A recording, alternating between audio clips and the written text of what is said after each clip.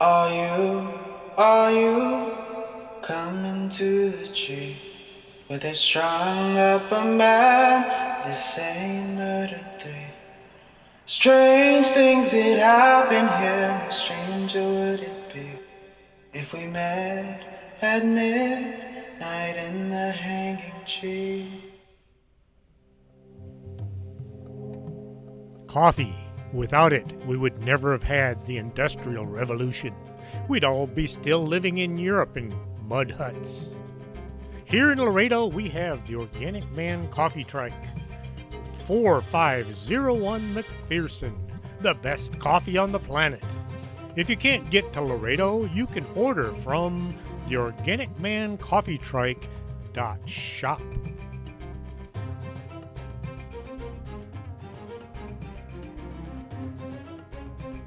And welcome to the show. I'm your host, Chris James. South America has some really interesting stories, so I thought I would share them with y'all tonight. I was looking over my stats for the show last week, and I found out I am popular in Ecuador and Chile. Bienvenidos a Cosas Extraños con Chris James. I run into a bit of a problem anytime I try speaking Spanish. Suddenly, folks think I'm proficient in the language and they begin talking to me. I can communicate to a lesser extent, but it takes me a while to translate the words I want to say from one language to the other. By the time I get a sentence put together in my head, the conversation is like way down the road and I play a lot of catch-up. To continue the Halloween stories from around the world, here are a few from South America. In the folklore of Guatemala, El Sombreron is a legendary boogeyman figure who also appears in other Latin American countries such as Mexico. He also is known by other names such as Sizimite, Scipiote, and the Goblin. I like the Goblin better because it's easier to pronounce. Generally, he appears as a short man dressed in black. He wears a great big, thick, black, shiny belt, black, shiny boots that click when he walks, and on his head, he wears a huge black sombrero. This creature sounds an awful lot like the Hat Man found here in the U.S., only the Hat Man is tall and thin, whereas El Sombreron is a short, fat guy. He often has a horse or 4 mules, and he likes to braid their manes and tails. His favorite occupation is to court young ladies who have large dark eyes and long black hair. He likes to braid the hair of these women. His favorite time to appear is at dusk, when he can sometimes be seen leading a line of 4 mules around the city or the urban districts.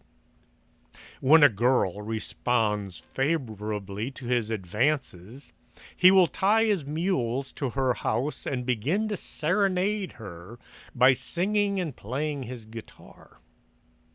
Sometimes he'll even dance for her. He will serenade and play his guitar for any young woman he can get close to. At some point in the relationship, the Sombreron will place the young victim under a spell with his playing. Even though she feels tired, she'll be unable to sleep.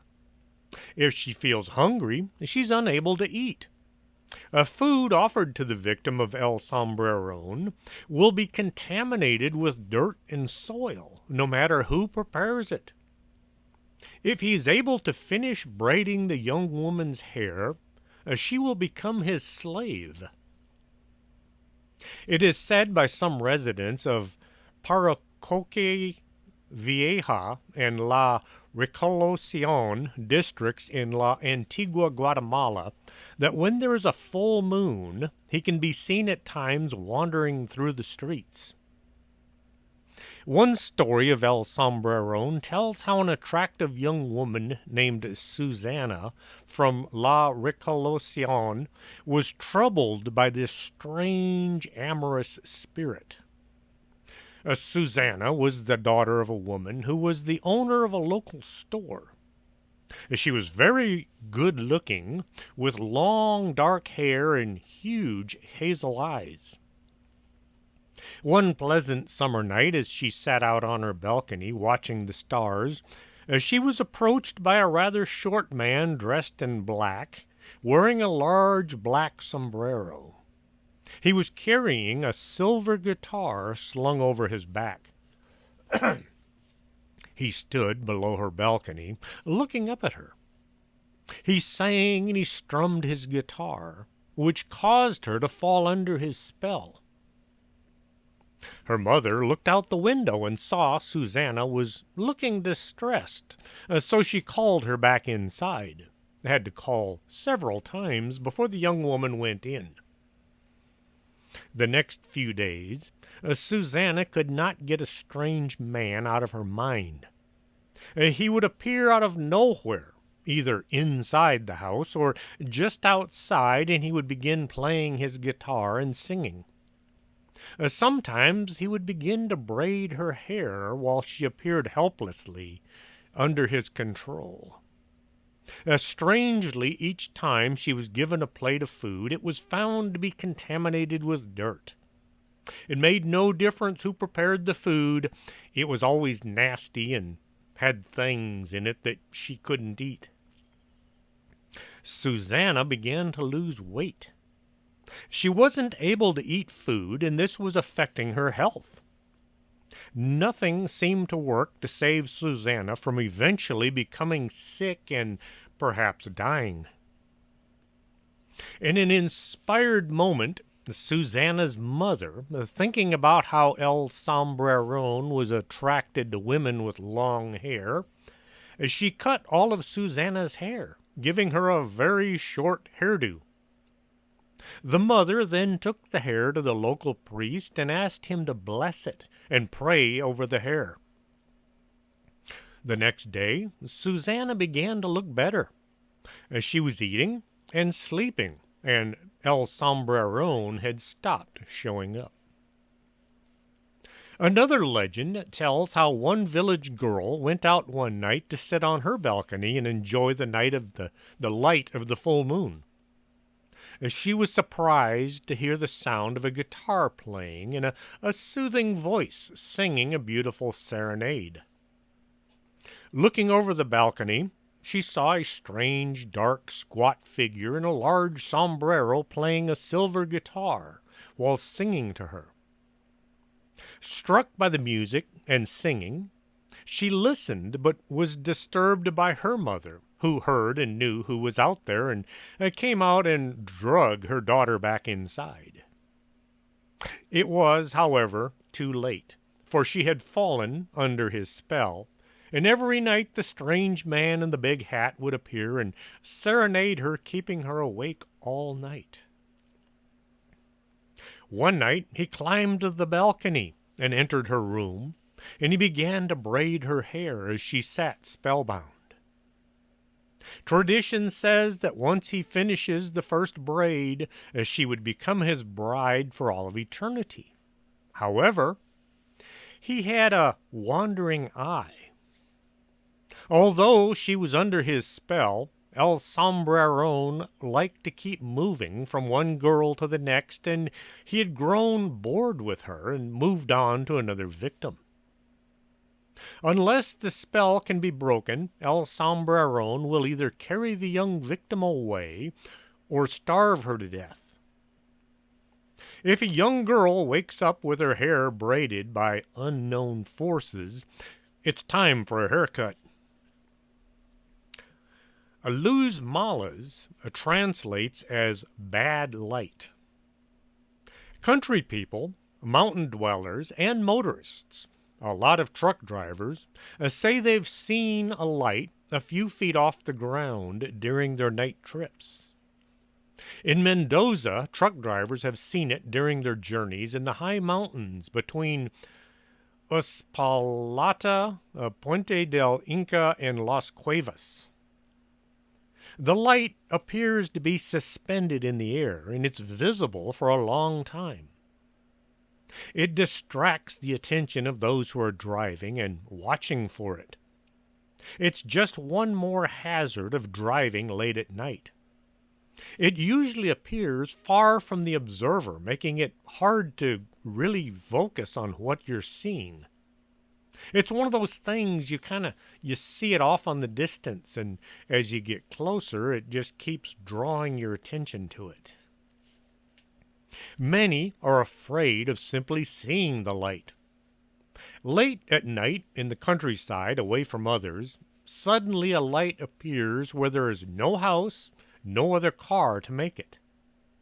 The light is either the lost souls of people who died in the mountains or the countryside and their bodies were never found, or it's the cause of these people dying and going missing. Some folks believe the lost souls of the dead will try to attract and maybe kill anyone that sees them. A kind of a form of misdirected justice. In order to avoid becoming one with the lights, the inhabitants of the affected areas suggest you start praying as soon as you see the Luz Mala. Some of the older inhabitants say you need to bite down on a knife sheath. A few people have a knife on their belt today, so you'll have to stick with just praying. Firearms are useless to ward off the lights. In certain parts of South America, these things are thought to be living beings. In Argentina, they're color-coded. A white light is a good omen. You can follow it to a treasure that is buried under the ground. If you see a red light, it's the devil out doing his nasty business. It's time to start praying and driving in the other direction. August 24th, St. Bartholomew's Day, the lights are seen more often than any other day of the year. In Uruguay, you can prepare yourself for an encounter with La Luz Mala by praying and carrying a knife on your belt. If you encounter the lights, you're to brandish the knife and drive it into the light should it come close. Iron used to be considered the thing to use to capture the devil. Iron is historically believed to repel, contain, or harm ghosts, fairies, witches, and other malevolent supernatural creatures. In order to make steel, you purify iron. Maybe this is why the knife blade, made from steel, is supposed to drive the Luz Mala away. In Chile, they have El Cuero, which is an extremely dangerous South American lake monster, having a hairless head and spine, and a body that has the appearance of cowhide, which has been splayed out to dry. It sounds an awful lot like a stingray. El Cuero means the hide or leather. It has a wide pectoral fins and long whip-like tail, but it does not have the barb on the end. Its eyes are on stalks, and its mouth is extendable, like that of a sturgeon. Eyewitnesses have also reported seeing a series of razor-sharp claws along the fringe of El Cuero, which the creature uses to secure its prey. Some folks believe El Cuero uses hunting knives taken from previous prey as weapons against new victims. As it gobbles up a victim, it holds on to anything usable for future attacks. The knives become a part of the outer edge of the creature's body. El Cuero ranges from 2 to 5 feet across and can weigh up to 65 pounds. This creature may be distantly related to the family of freshwater stingrays, or it could be some unknown and uninvestigated monster. It's something the locals have seen, but the boys in the white lab coats want to ignore. El Cuero apparently hunts in the Chilean glacial lake Lacar, located in the Andes Mountains. As South American natives constantly tell that El Cuero is a vicious predator, giving it the name aquatic tiger. The monster apparently surges out of the lake like a crocodile and overwhelms its prey, which is usually human. It then uses its proboscis to puncture the skin and suck out the internal organs and blood. Ugh, like a giant mosquito. One story tells of a woman who was washing clothes by the lakeside as her baby slept nearby. According to her, the creature burst from the water like a crocodile and engulfed the baby. It then slipped into the water as quickly as it had appeared. Similar creatures to El Cuero have been reported to dwell in the rivers and lagoons of both Argentina and Chile, and the legend of El Cuero has circulated throughout the indigenous population of these two nations. Some investigators have pointed out the similarity between this animal and the vicious wek-wek, another South American lake cryptid. The reports are so similar that the experts consider them to be the same animal. El Cuero is a lot easier to say and write than wek-wek. A mythical sea monster of South Chile, a giant octopus, is reported to have claws at the ends of its tentacles, and huge eyes are covered, its huge ears are covered with eyes that can be made large or small as it requests. It seizes and slays all that come close to it. It can climb up onto the beach if it wants to and chase people about in the sand. Once it's ashore and it decides that it wants to go back out to the sea, this creature is able to call up a gale, a storm, and as it's raining and the waves are crashing, this enables it to get back out into the water. El Duende is a name given to a lot of similar creatures from just about every Latin American country. We've had reports of El Duende here in Laredo. According to legend, this elf-like creature either dwells in the forest or sometimes it's said to live inside the walls of houses. It's especially common in the walls of children's bedrooms. It is said that when the opportunity arrives, El Duende will lead children deep into the forest to its cave. Once in its clutches, the child is never seen again. In the city, duende are known for causing health issues in those who encounter them. In most cases, El Duende is viewed as being an evil creature that is best to avoid. There are a few stories saying if you get lost in the woods or the brush and the duende feels sorry for you, they'll lead you back to your home. Not a whole lot of stories like that, though. These creatures are described as standing about 2.5 to 3 feet tall, and they're dressed in bits and pieces of clothing. They're almost always wearing great big pointy hats. One well-known duende sighting happened in 2008 in General Güemes in Salta, Argentina. A bunch of young boys were standing around talking about their fishing trip. As they were talking, a short creature with a pointy hat stepped out from the tall grass. Knowing the stories about the duende, the kids all ran for home. One of them wound up in the hospital with anxiety attacks of some kind. There is also that famous video from YouTube where a bunch of teens are standing on a street corner late at night. A duende is filmed walking with a sideways gait. Then there's lots of yelling and screaming as all the kids head for home. Also from Argentina comes a spooky account from a family in the town of Santa Fe from 2011. The couple noticed that their young son, Benjamin, had begun to behave strangely, with the toddler often seen playing and talking to himself about nap time, as if he had an imaginary friend. One day, January 2011, the child's mother, Sylvia, noticed that Benjamin acted weird and he was playing in the hallway talking to himself as if he was not alone.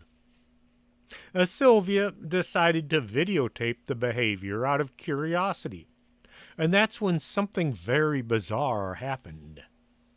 She noticed a shadow, a skinny humanoid creature with gray skin, run across the room right behind the boy as if trying to avoid being detected as she was filming. Sylvia said that whatever it was exuded an unbearable stench, and it produced some kind of an electrical interference with the camera, which can be seen in the video. The family believes there are more than one of these creatures in their house, and that their son has continued to frequently play and talk with them for several years after the video was taken. In 2006, there was an account from Nicaragua in which a young girl said she was kidnapped by Duende. They held her for 5 days before she was rescued. The girl, known only as Jasmina, said she was out playing near her home in Monte Oscuro, Nicaragua, when a group of the menacing little entities appeared and they lured her up a hill. She said she felt as if she had no willpower and was in a hypnotic state as she followed the small creatures. Once she was out of sight from her home, the creatures abducted her and carried her off to their cave. When her family discovered her missing, Jasmina's family sought the advice of a local witch. The witch told the family to search the mountains for a particular cave. They were able to find the cave and the girl, but the Duende all slipped away before they had arrived. 15 years earlier, in the same area, a 15-year-old girl went missing under the same situation.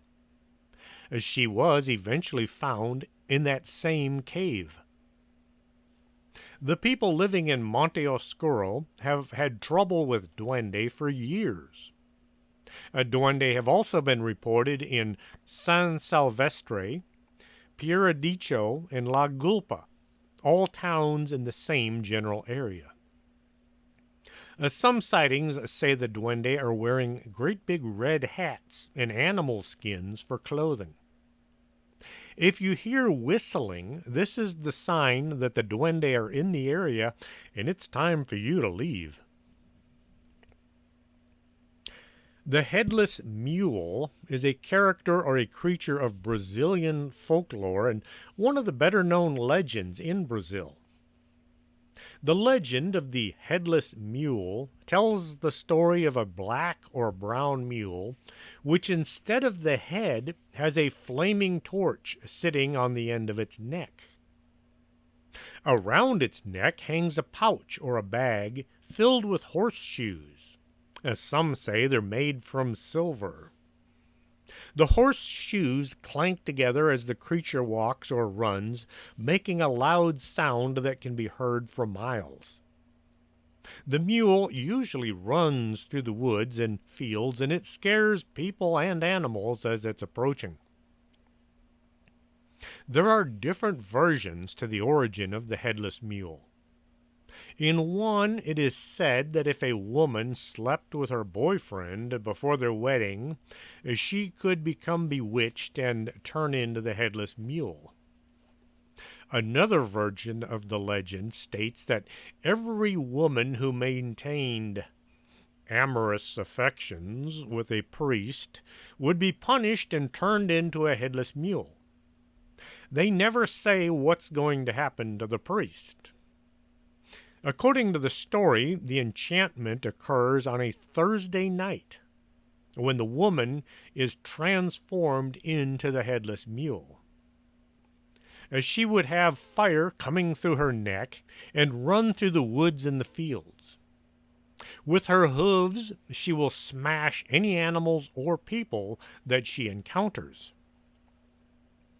The enchantment disappears on the third crowing of the rooster Friday morning. At that moment, the woman would return to her normal self, usually exhausted and somewhat injured from her activity during the night. To put an end to the enchantment that falls upon the sinner, someone has to rip the mule's harness from its head, which is going to be a real trick since the head is missing. The other way to dispel the curse is to pierce the creature with a pointed object in order to draw blood, even if it's only a few drops. The enchantment could also be taken away by the priest, who was supposed to have cursed her, by doing so again, only this time he has to say it 7 times before celebrating Mass. There's still no word on what kind of a punishment was handed out to the priest. Almost seems a little lopsided to me. The Mega Conda. 1948, a group of native Brazilians captured a 131-foot-long snake deep in the Amazon rainforest. To date, biologists have yet to recognize a living reptile in excess of 33 feet. But many folks believe that this giant anaconda, or Mega Conda, was in fact a real creature. The natives called this terrifying enormous snake a matador, or a bull killer, after finding a dead bull inside the stomach of the snake. Reports of giant anaconda date back as far as the discovery of South America, when sightings of anacondas of 150 feet or more began to circulate among colonists, and the topic had been a subject of debate ever since among cryptozoologists and zoologists. Anacondas can keep growing as long as nothing kills them, and they can keep finding food. The bigger it gets, the slower it gets. Anaconda live in the water so they can swim around or just sit and wait for dinner to swim by. The boys in the white lab coat haven't seen a giant snake yet, so they say there's no way a snake can get more than 33 feet in length. You don't see a whole lot of scientists out traipsing around in the rivers of South America looking for giant snakes. They just like to say they don't exist. One story of an extraordinary large anaconda was made by adventurer Colonel Percy Fawcett. During his 1906 expedition, Fawcett wrote that he had shot an anaconda that measured 62 feet from nose to tail. Once published, Fawcett's account was widely ridiculed by those who stayed in London safe and secure in their libraries. Decades later, Belgian cryptozoologist Bernard Hovelmans came to Fawcett's defense, arguing that Fawcett's writings were honest and reliable. Fawcett was one of the few Europeans that actually went to the Amazon and explored it. On his last expedition, Fawcett, his son, and one other man walked into the jungle and have never been seen again. Now, I know he was actually a lieutenant colonel. He never got the promotion that he felt he deserved, but most people refer to him as Colonel Fawcett anyway. In Venezuela and Colombia, they have El Silbon, the whistling demon of South America. The story begins in the 19th century in the rural badlands of Venezuela and Colombia, where the locals would often tell of encounters with a terrifying figure roaming the wilds. He's described as being 7 feet tall or more, unnaturally thin and wraith-like, and this entity is wearing a tattered white suit, a wide-brimmed hat, and his shoes look like he's walked thousands of miles in them. The creature is ceaselessly trudging along with a ghostly hound following behind him. It is most often heard before seen, as the demon is constantly whistling in an unnatural way, making a sound that is terrifying and has the ability to control people's minds. If you encounter the whistling demon, someone you know or maybe you are going to die. As the stories of encounters with El Silbon were told, the origins came to be somewhat muddled. The most popular story is that the wraith was once a person who murdered his own father in cold blood after he found him violently attacking his mother. Some say the father had murdered the mother and the whistler killed him. Other versions say that the father killed the whistler's wife. The common factor is that the whistler killed his father for some nasty deed he had done. The murder of the father was apparently a brutal affair, with the son disemboweling him and letting him die a slow death, after which the son was captured by the locals and punished by being tied to a post and beat with a whip. To add to the torture, chili peppers were rubbed into the wounds. Once the beating was over, the villagers untied the man and chased him into the jungle. A dog got involved somehow. It either chased after the man or it followed him into the jungle to become his constant companion. For murdering his father, the grandfather placed a curse on the man for him to wander the earth, carrying the bones of his father for all of eternity. Another version of the tale has it that El Silbon was once a spoiled young man who always got what he wanted. One day he demanded venison for dinner. His father went out deer hunting to get it for him, only to return empty-handed. In a rage for not getting what he wanted, the son killed his father, cut out his heart and liver, and then had his mother cook them for dinner. The mother didn't suspect anything wrong until her husband's body was found, missing the organs that she had cooked. In a state of great distress, she told her father what had happened. The grandfather then initiated the beating and the chili pepper punishment. The dog is always a part of the story, but whether it is chasing or simply following is never clear. The end of the story is always the same, with the son whipped, cursed, and doomed to wander the earth for all of eternity with a dog chasing or following him, and the entity is always described as being a towering skeletal figure with a sack over its shoulder and emanating that eerie whistle. Another version of the story says the mother who had cooked the organs only to discover where they'd come from. She was the one placing the curse on the young man, but the whipping and the peppers didn't really happen.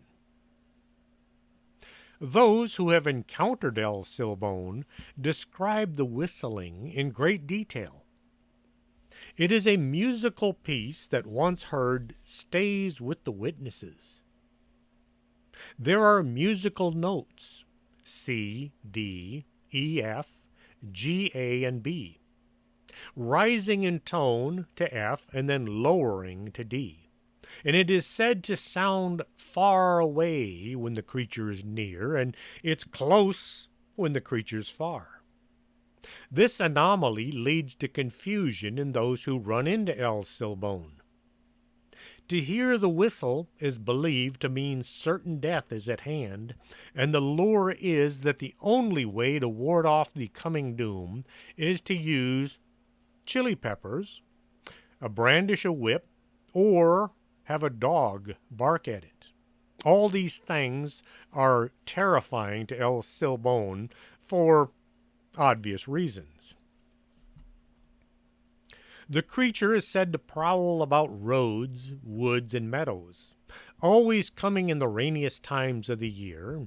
Sometimes he crouches in treetops looking for drunks and womenizers who it will ruthlessly attack, kill, dismember, and collect the bones from, stuffing them into the sack that it is carrying.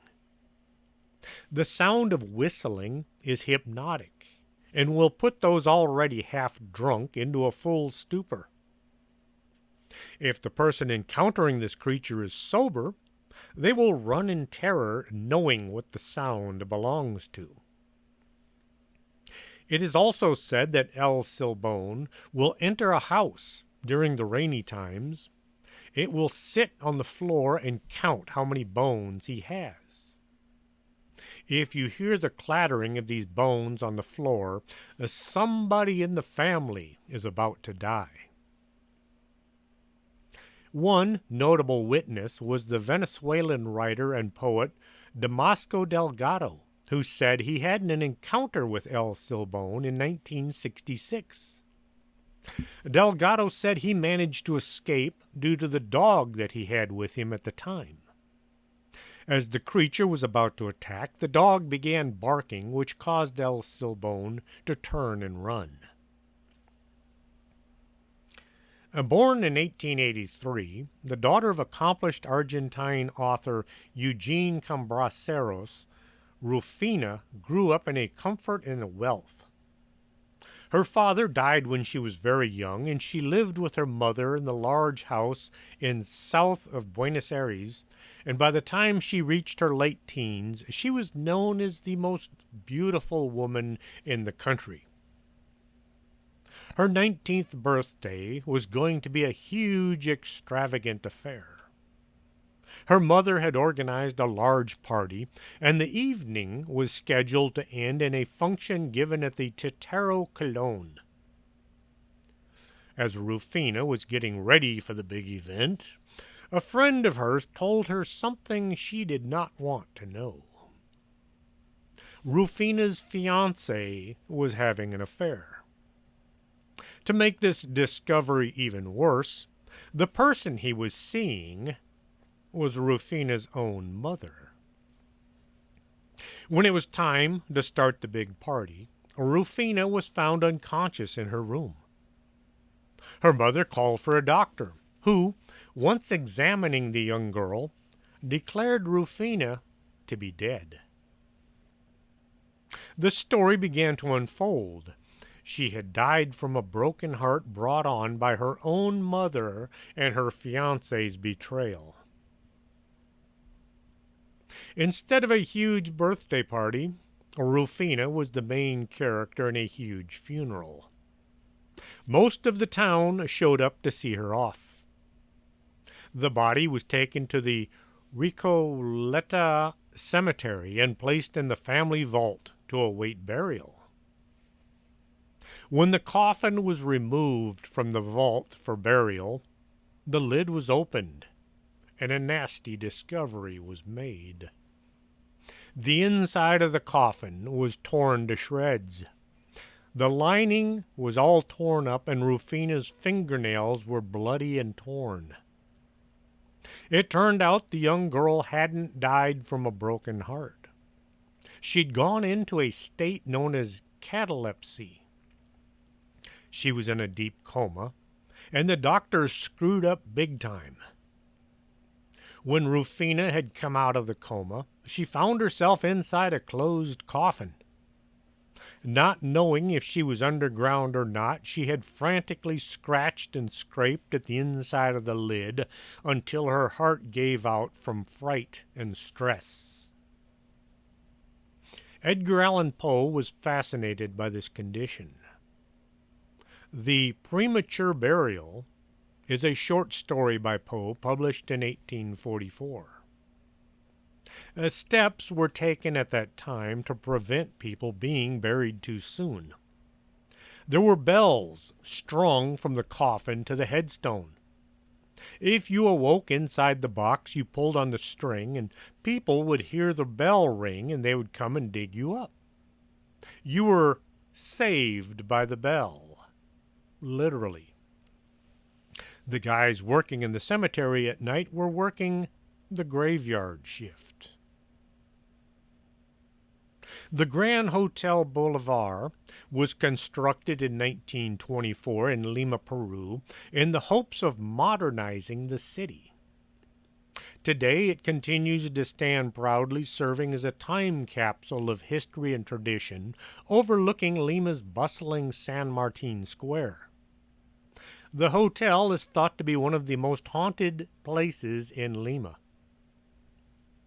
At the time of its conception, the Grand Hotel Boulevard gushed with sophistication and prestige. It was built to house visiting foreign politicians and dignitaries, with the Peruvian government palace located just a few blocks away. Though the hotel did attract and house plenty of international emperors and presidents, it also became a hub where Hollywood stars and famous musicians passed through. Over the years, it saw the likes of Ava Gardner, the Rolling Stones, Orson Welles, John Wayne, and Santana all passed through the doors. Though some of the elegance has faded from the hotel over the decades, it still manages to capture the era it was built in, and it retains much of its charm. It's well known for having many ghost stories which have plagued it for years. Many guests have reported encountering an apparition known as the Woman in White roaming the hallways. She is usually seen for a short amount of time before disappearing in front of the shocked guests and staff. The idea of seeing a ghost dressed in all white comes from some spirits not having any color. Their skin is all white, and so are their clothes. However, there's the green lady that people have seen. She wears a green dress. Another ghostly woman said to haunt the hotel is that of a suicide victim. A female who threw herself from one of the hotel's upper windows to her death on the street below continues to roam the hotel, unable to pass over to the other side. Many religious beliefs say that suicide is a sin, and anyone taking their own life is doomed to spend eternity stuck between this world and the next. Many more have reported encountering the ghost of a former employee at the haunted hotel. The most frequent reported apparition within the hotel is that of a ghostly bellboy who appears and disappears all throughout the hotel grounds.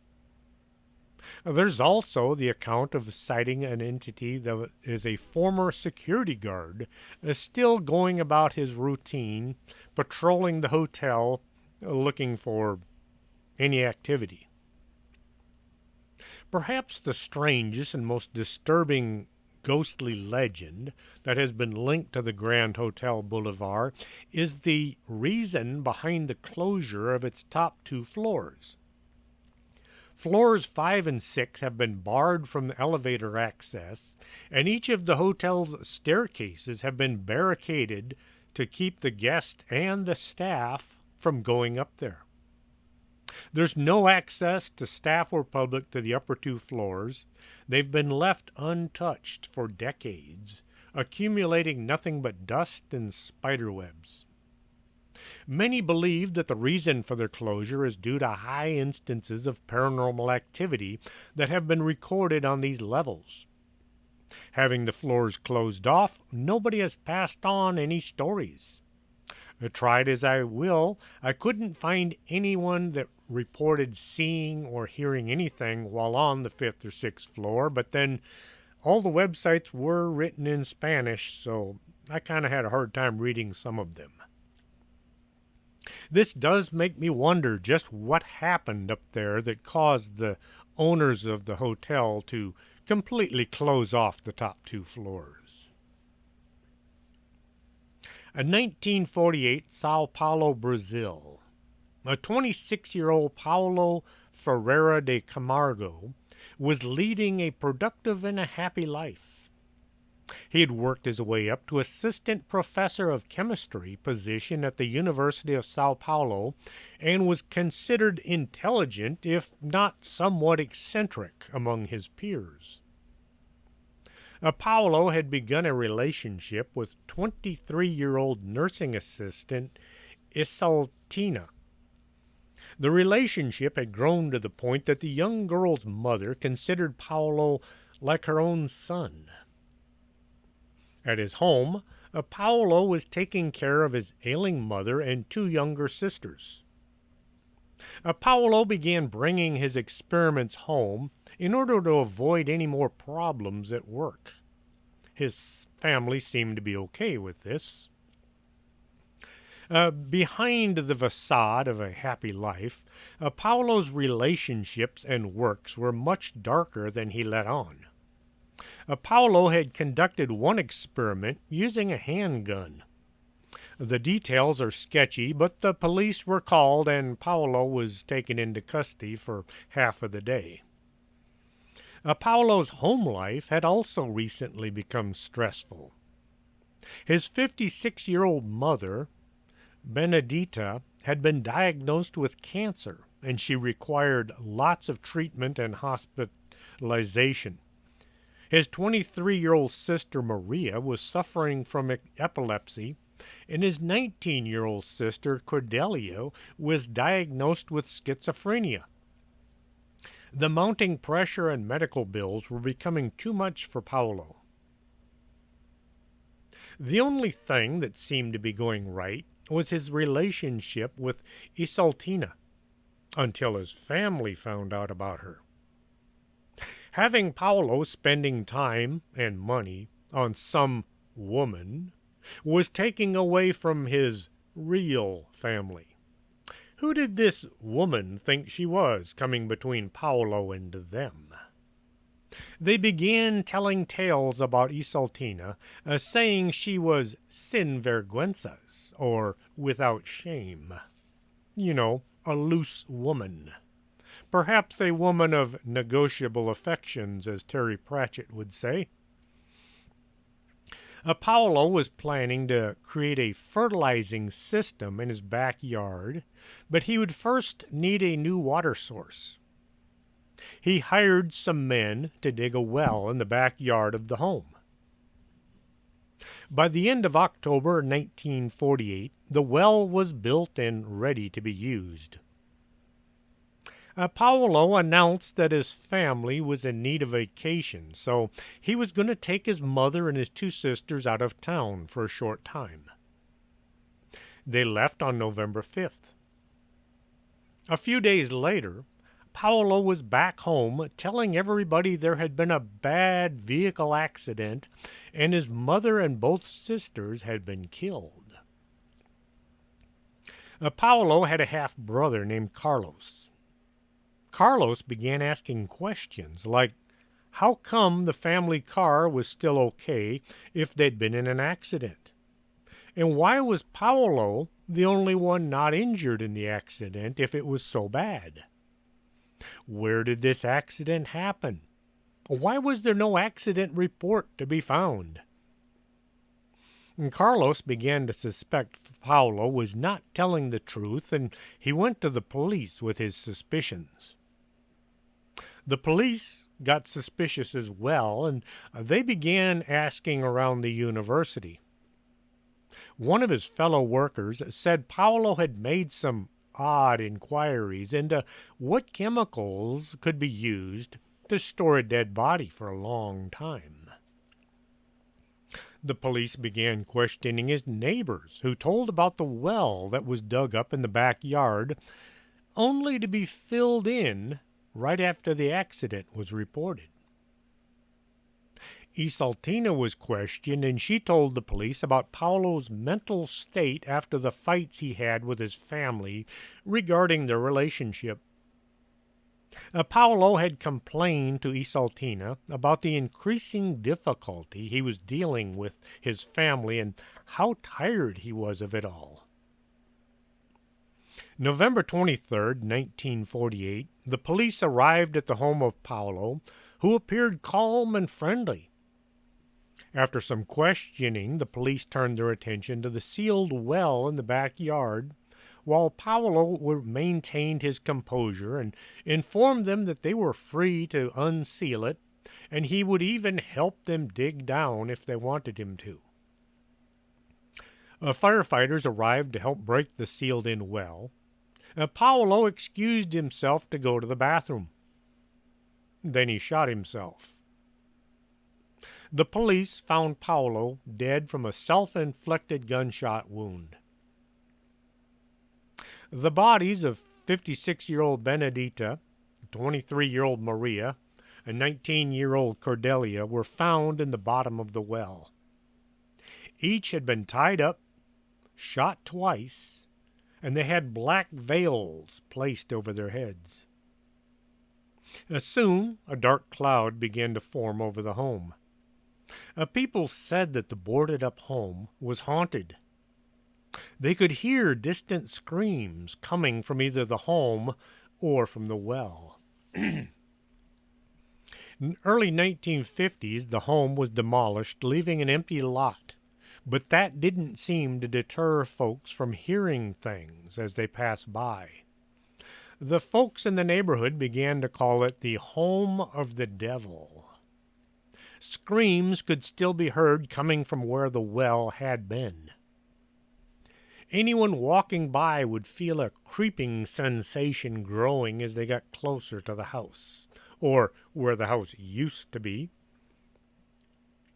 2 decades after the murder, many of the houses surrounding Paolo's were torn down as well, and a new state-of-the-art building was constructed, taking the place of all the houses along with the home of the devil. Stories say that the owners of the new building had purposely selected the entrance of the building to be on the opposite street so as not to share any similarities in the address where the murders had taken place. In 1972, the new 25-story Huelma building opened, taking up the land on which Paolo had committed his horrific murders. For 2 years, all seemed fine, until on the morning of February 1st, 1974. At the time, the building was occupied by one banking company with hundreds of employees. At 8:50 that morning, there were 756 employees in the building when a faulty air conditioner on the 12th floor short-circuited, igniting a fire.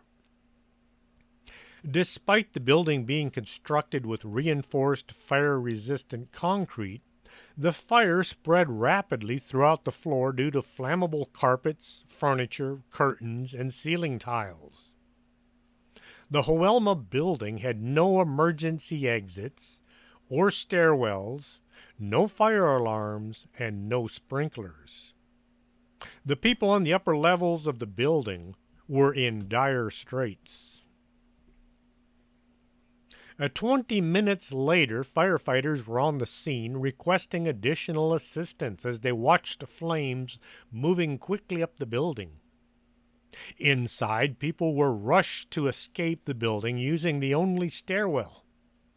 The fire had already engulfed floors 12 through 15, filling the higher floors with smoke and intense heat.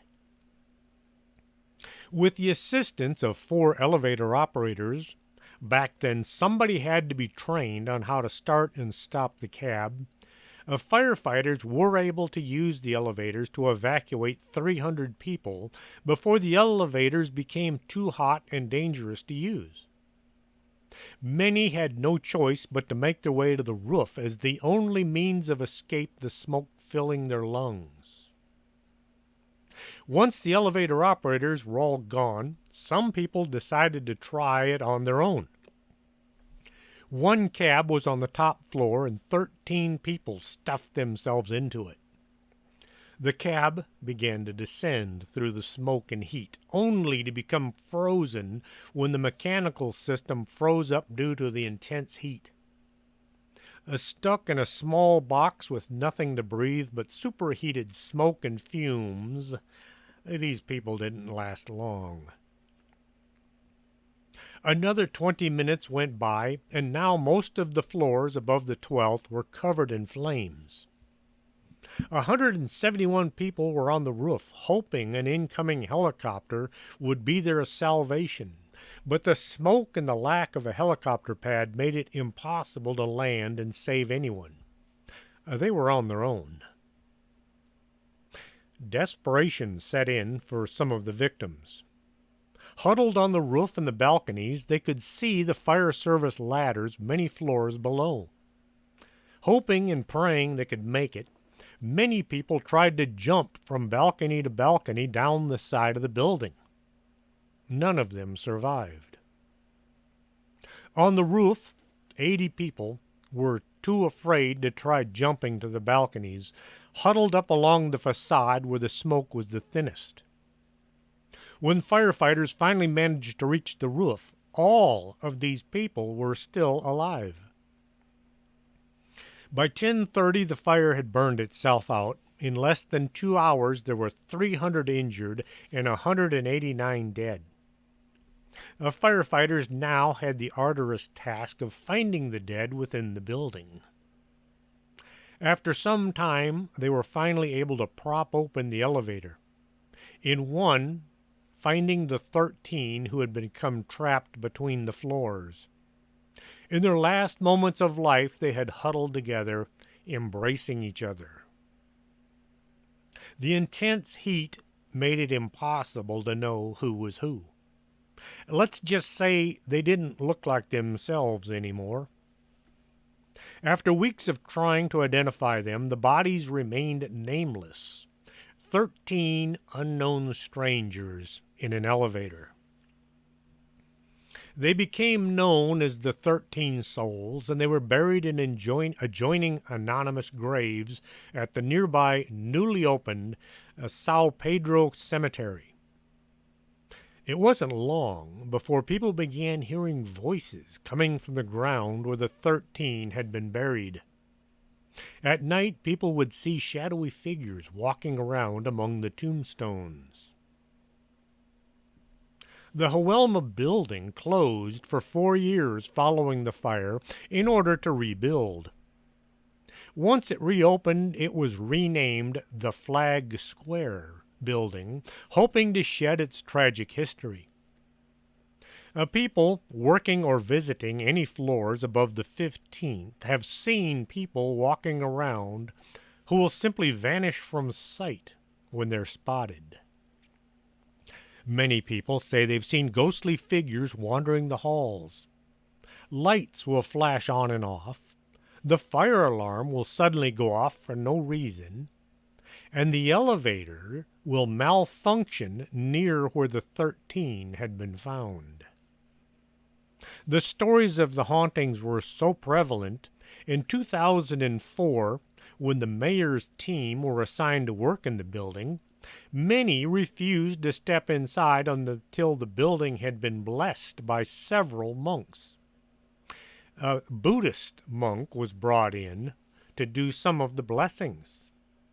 Yes, Buddhism is popular in Brazil. The act made the news, and the Buddhist monk was later interviewed on TV, where she stated that she had purified their working area, but had warned the people she could do nothing about the other spirits that were roaming the upper floors. She wasn't the only one willing to go on TV regarding the spirits in and around the building. A Buddha simply means one who is awake. Women can and do reach the point of enlightenment.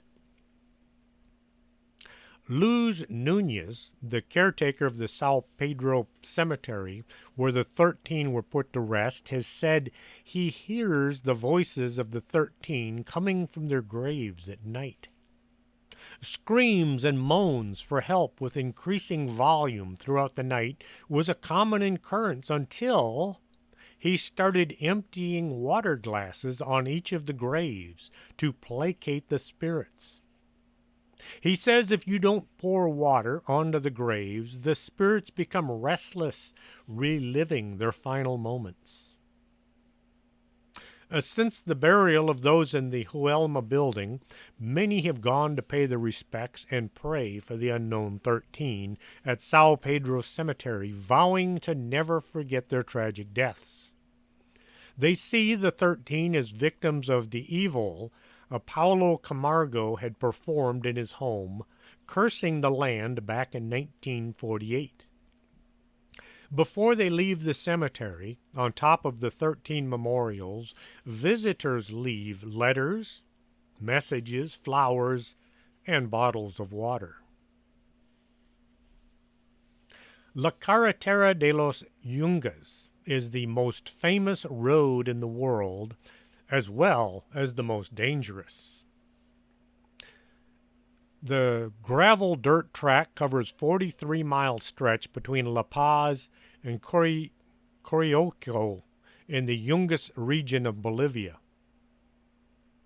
It is estimated that 200 to 300 people traveling on the highway of death died each year. The thin road climbs jungle-clad mountains to a height of 15,255 feet, winding and turning all the while with nauseatingly deep canyons below. Dozens of vehicles went off the road each year, and with vertical drops of up to 3,000 feet over the edge, annual fatalities reach into the hundreds. While the rest of Bolivians drive on the right side, on the highway, vehicles drive on the left. A driver on the left has a better view of the edge of the road. Descending vehicles never have the right-of-way and must move to the outer edge of the road. This forces faster vehicles to stop so those passing can negotiate safely. So many accidents happen, the locals have rescue teams ready to respond and hopefully save as many folks as they can. At each sharp corner are people with signs showing if there is an oncoming vehicle. As you come to the corner, they will either have a red stop sign or a green go sign, so you know if you can round the corner without having to dodge oncoming traffic. As you go by, it is considered good luck to hand these people some money. With so many people dying in one area, ghosts and spirits are seen just about every mile of the road. The highway was built using prisoners of war captured during the Bolivian-Paraguayan War. Most of these men didn't survive to see the war end. Work conditions were dangerous and brutal. If the heat didn't get you, the rocks falling from above or an accidental wrong step did. There are few records saying how many prisoners working on the road or how many of them lived. Buses traveling from La Paz to Corioco and back, one moment of inattention by the driver can create a disaster. Huge trucks filled with goods going from town to town also travel this road. Should a car accidentally get nudged by a passing truck, it is going over the side. When it rains, which is just about every day, the gravel becomes slippery, and this adds to the number of accidents. People driving the highway have seen folks walking along the road who vanish as soon as the vehicle gets close. Cars and trucks stop on the very edge to allow others to pass, hear moaning and screaming coming up from the cliffs. Shadows are seen in the thick brush below. To be fair, it's technically not considered the world's most dangerous road anymore due to the construction of a new highway close by which directs most of the traffic away from the old highway of death. I hope you enjoyed our trip south. If you live in any of these areas I talked about, I hope I did a good job describing your area. This should give you something to talk about down at the coffee shop later on. Let me know if you have any good or bad stories for my next book. You can contact me at strangethings@arcanasa.com. That's ARCANASA.com. Until next Saturday, this is Chris James for Strange Things. Are you coming to the tree where they strung up a man? They say murder 3. Strange things that happen here, no stranger would it be if we met at midnight in the hanging tree.